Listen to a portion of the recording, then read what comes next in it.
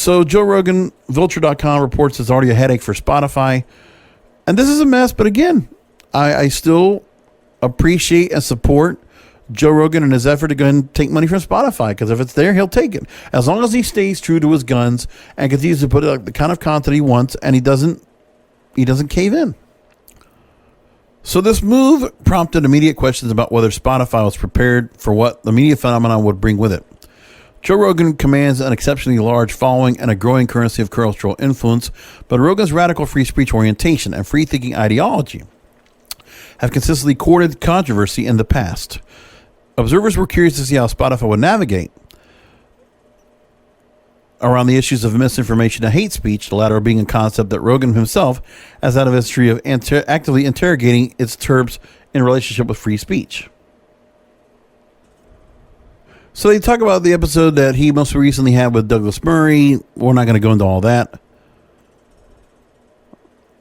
There was a report from Motherboard and Vice.com that said that there was an emerging tension between Spotify's workforce and its leadership over content substance, citing three anonymized sources. Of course, they would not speak out in public.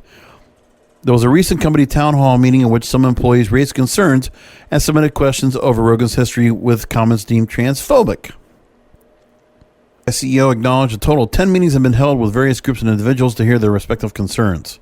He additionally commented on guest spots on Joe Rogan that they were checking episodes in question and they've been reviewed extensively.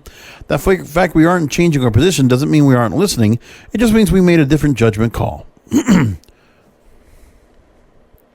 So there are specific things that this writer for Vulture wants to keep an eye on, he says. First is whether Spotify will more clearly design a set of policies about speech on its platform, whether the platform will stick closely to it, and whether those policies will sit well with Rogan. The second thing is the growing labor movement within Spotify. The three content divisions within Spotify is Gimlet Media, The Ringer, and Paracast, which are actively organizing in pursuit of building worker power within the institution.